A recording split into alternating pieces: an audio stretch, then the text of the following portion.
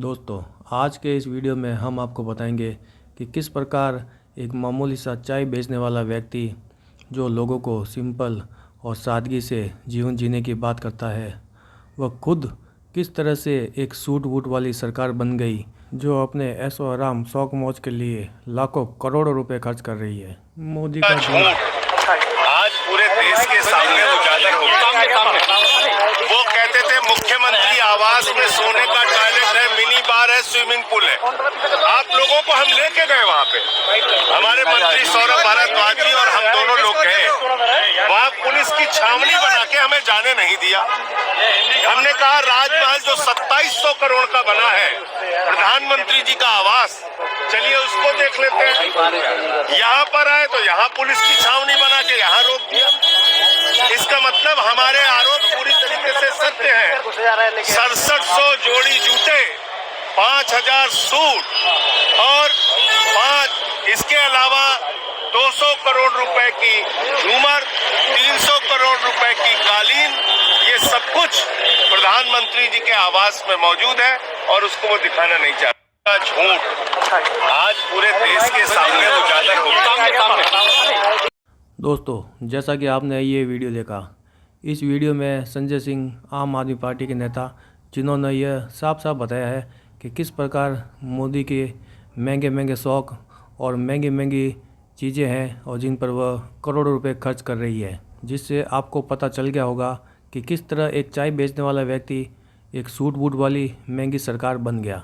कुछ लोग ने अकल पर और आँख पर इतनी पट्टी बांध रखी है कि वो सच्चाई को देख ही नहीं रहे कि मोदी जब प्रधानमंत्री नहीं बने थे उन्होंने क्या मुद्दा और किस चीज़ को लेकर मुद्दा उठाया था, कि महंगाई को लेकर। और आज वही महंगाई आसमान छू रही है, पर महंगाई पर मोदी बोलने को राजी नहीं है और जनता भी उस चीज़ पर उनको ना सवाल पूछ रही है ना उनसे कुछ कह रही है। तो ये इसे कहते हैं अंधभक्ति। जब धृतराष्ट्र ने दुर्योधन की गलती को देखकर नकार दिया था, और जब भगवान श्री कृष्ण ने धृतराष्ट्र को आकर यह समझाया था कि वह युद्ध को रोक सकते हैं, फिर भी धृतराष्ट्र नहीं माने कि देख लिए आपके पास मौका है, आप समझ जाइए, लेकिन धृतराष्ट्र नहीं माने। तो उसका अंत में रिजल्ट क्या हुआ तो आपको पता है ना। और एक और बात, मोदी के बीजेपी के अंदर ही बहुत ऐसे नेता है जो मोदी की बातों से सहमत नहीं है, लेकिन वो उनका विरोध नहीं कर सकते। क्यों? क्योंकि उन्होंने उनका नमक खाया है। अब आपको एक बात बताऊं। जब धृतराष्ट्र के दरबार में पांचों पांडव और दुर्योधन के बीच में चौसर का खेल हो रहा था, तब एक एक कर धीरे धीरे पांचों पांडव हारते चले गए। और जब उन्होंने द्रौपदी को दांव पर लगा दिया और द्रौपदी को भी हार गए, तब दुर्योधन अपनी सीमा को लांघकर, जब दुर्योधन ने दुशासन को द्रौपदी का चीर हरण करने के लिए कहा, तब द्रौपदी ने वहाँ बैठे सभा में सभी महारथियों से मदद मांगी थी। जब पितामह भीष्म, द्रोणाचार्य, कुलगुरु कृपाचार्य व विदुर, ये सब द्रौपदी का चीर हरण रुकवाने में असमर्थ थे, जब द्रौपदी ने इन सब से मदद मांगकर हार गई, तब उसने भगवान श्री कृष्ण से मदद मांगी और भगवान कृष्ण ने द्रौपदी की लाज बचाकर उसकी रक्षा की। कुछ इसी प्रकार वर्तमान में देश के हालात चल रहे हैं। मणिपुर, जो भारत का एक छोटा सा राज्य है, जहां इतने समय से दो समुदाय के अंदर, जातियों के अंदर हिंसा चल रही है और उस हिंसा का शिकार वहां की महिलाएं हो रही है, लेकिन फिर भी प्रधानमंत्री ने उन पर कोई एक्शन नहीं लिया। जो देश के अंदर चल रही हिंसा को नहीं रुकवा सके, जो महिलाओं पर हो रहे अत्याचार को नहीं रुकवा सके, तो ऐसा प्रधानमंत्री किस काम का। जब द्रौपदी के चीर हरण के समय सभा में उपस्थित किसी ने आवाज़ नहीं उठाई, हिम्मत नहीं की, तब दुर्योधन के भाई वीर कर्ण ने हिम्मत की और गलत के खिलाफ आवाज़ उठाई। जिस प्रकार वीर कर्ण ने सभा में उपस्थित सभी महारथियों से सवाल किया था, वर्तमान में वही सवाल सभी के सामने खड़ा है।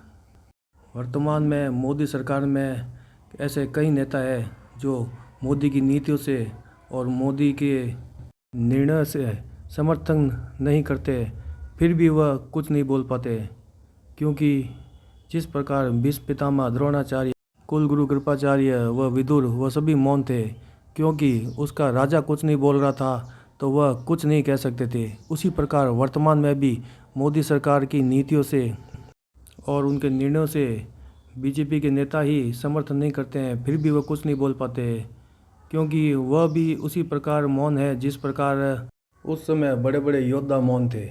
लेकिन ऐसे मौन रहने से कुछ नहीं होगा। भले ही बीजेपी के नेता, बीजेपी के सदस्य वह कुछ ना बोले, लेकिन आम जनता किसी की गुलाम नहीं है।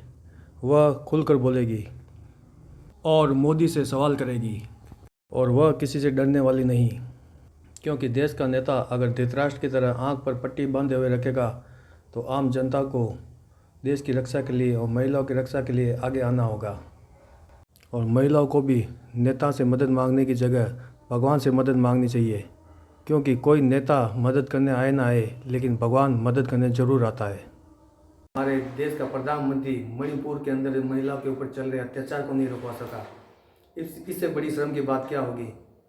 अगर आप लोगों में अभी भी समझ और अक्ल है तो अपनी अक्ल का इस्तेमाल करें, क्योंकि नेता राजनीति में कोई किसी का सगा नहीं है। राजनीति में सबको अपनी कुर्सी प्यारी होती है। वो कुर्सी पाने के लिए किसी भी हद तक जा सकता है। वो जनता को बेवकूफ़ बनाने के, राजनीति में अपनी कुर्सी पाने के लिए जनता को बेवकूफ़ बनाया जाता है।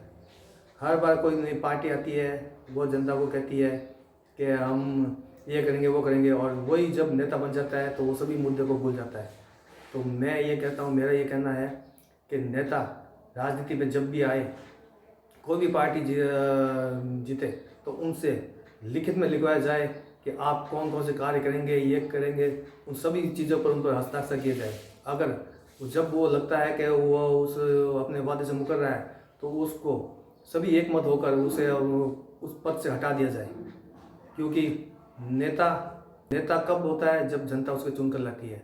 तो जनता ही है सर्वे सर्वा, कोई नेता नहीं है। ऐसा नहीं है कि सिर्फ नेता के कहने पर चले। नेता जब गलत लगे तो उसको सवाल करने का अधिकार आम लोगों का, जनता का है, और नेता को जवाब देना होगा। लॉकडाउन के अंदर कितने लोग परेशान हुए, और लॉकडाउन के अंदर करोड़ों रुपए का फंड आया गया, लेकिन मोदी ने और बीजेपी वालों ने और न्यूज़ वालों ने किसी उस चीज़ का कोई खुलासा नहीं किया। क्यों नहीं किया? वो जनता सरकार का नहीं था, आम जनता का था। आम जनता के पैसे थे, वो उनके कड़ी मेहनत की कमाई थी। जब सरकार को अधिकार है आम जनता की कमाई और रोजगार के पैसे कम जानने का कि कितना कमा रहे हैं, तो जनता को क्यों नहीं अधिकार है कि सरकार वो किसी चीज़ के लिए पैसे ले, तो वो क्यों उस पैसे को कहाँ पर यूज़ कर रही है, किस जगह यूज़ कर रही है, उस पैसे का कहाँ पर उपयोग कर रही है, क्या उसका सही उपयोग कर रही है? तो जनता को भी अधिकार है अपने हक और अधिकार को जाने। और यह एक जागरूकता की और गलत लोगों के खिलाफ एक जंग है। इस जंग में आप लोगों को भी जागरूक होना होगा, क्योंकि अकेला इंसान बदलाव नहीं लाता, अकेला इंसान सोच लेकर आता है। उस सोच के साथ जब और लोग जुड़ते हैं तो वो सोच मुहिम बनती है। जब वो मुहिम के साथ और लोग जुड़ते हैं तो वो मुहिम क्रांति लाती है, और वो क्रांति बदलाव लेकर आती है।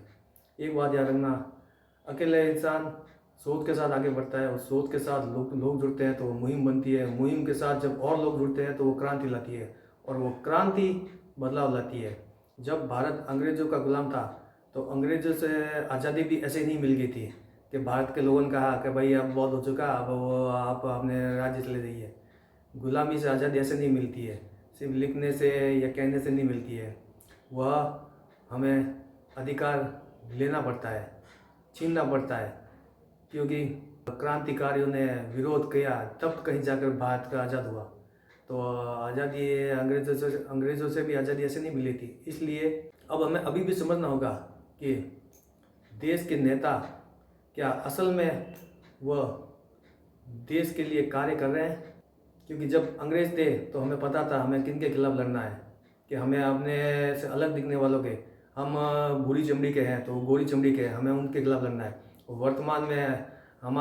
वर्तमान में ऐसे लोग ही देश पर राज्य कर रहे हैं जो आप जैसे ही लोग हैं, समान दिखने वाले लोग हैं। तो अब ये भ्रमित हो गए, अब आप जातियों में बढ़ गए। आप कह रहे हैं कि वो हिंदूवादी नेता है तो हमें उसका सपोर्ट करना है। कि वो उनका दूसरे धर्म का सपोर्ट करता है तो हमें उनका सपोर्ट नहीं करना है। वो उस धर्म का सपोर्ट करता है, उस धर्म का सपोर्ट करता है। ऐसे करके आप एक बढ़ जाओगे और देश कभी आगे नहीं बढ़ पाएगा। इसलिए हमें देश को एकजुट करना है और देश को आगे बढ़ाना है। तो हमें धर्म और जाति के मजहब के भेदभाव में नहीं बढ़ना है। देश आगे तभी बढ़ेगा जब सभी एकजुट होंगे, क्योंकि मजहब नहीं सिखाता आपस में बैठ करना। हिंदी हम वतन के, हिंदुस्तान हमारा, हिंदू मुस्लिम सिख ईसाई सभी एक है और सभी मिलकर ही देश को आगे बढ़ा सकते हैं। देश विकसित तभी होगा जब सभी लोग जाति धर्म के मजहब के भेदभाव को मिटाकर एक होंगे। अगर देश को सोने की चिड़िया फिर से बनाना है तो इस धर्म के भेदभाव से हटकर हमें एकजुट होकर, एक होकर देश को आगे बढ़ाना होगा। क्योंकि हमें अब